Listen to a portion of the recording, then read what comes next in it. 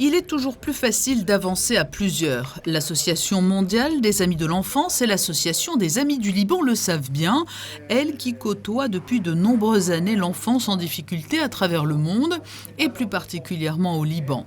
Fortes de leurs expériences respectives, les deux entités monégasques ont souhaité collaborer ensemble et c'est ainsi qu'une mission exploratoire commune a été menée à la fin du printemps au Liban pour identifier des projets qui pourraient bénéficier de leur aide.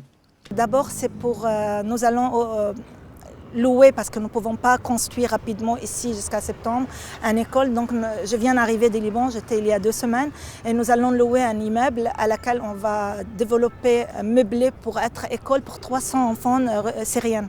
Donc nous avons été très touchés par tous ces enfants. Il y en a qui ont 11 ans, ils n'ont jamais été à l'école. Il y en a qui rêvaient d'aller à l'école, ils voyaient l'autre enfant, il allait. Ils sont dans leur maison, ils ne font rien. Donc grâce à ces voyages qu'on a pu réaliser ensemble, nous allons en septembre scolariser 300 enfants. Nous allons aussi visiter l'hôpital Hariri. C'est un hôpital où les Amis du Liban, en 2008, nous avons créé un étage oncologie pédiatrie et pédiatrie intensive.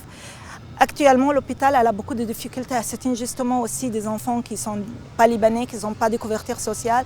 Donc avec la MAD, nous allons faire un camp commun normalement et nous allons soutenir des enfants et des familles qui sont dans le besoin, surtout des enfants dans cet hôpital.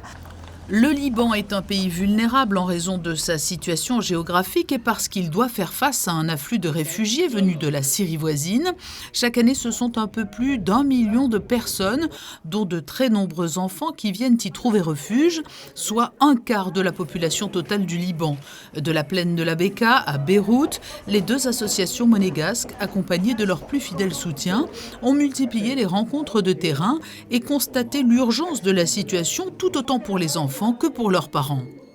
C'est très important, donc le côté éducation, et même ils éduquent même les femmes à apprendre à faire la couture, de devenir autonomes en fait. Donc je pense que c'est très important parce qu'il y a quand même malheureusement beaucoup d'hommes qui ont décédé avec les guerres. Donc il y a un peu le pouvoir dans la main des mamans en fait.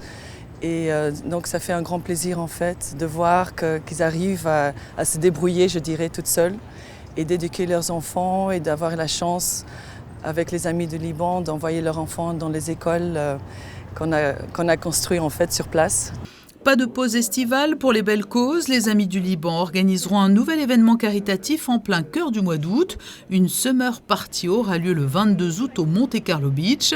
Les bénéfices de cette soirée seront au profit des actions que mène l'association, dont certaines seront donc entreprises avec le soutien de la MAD.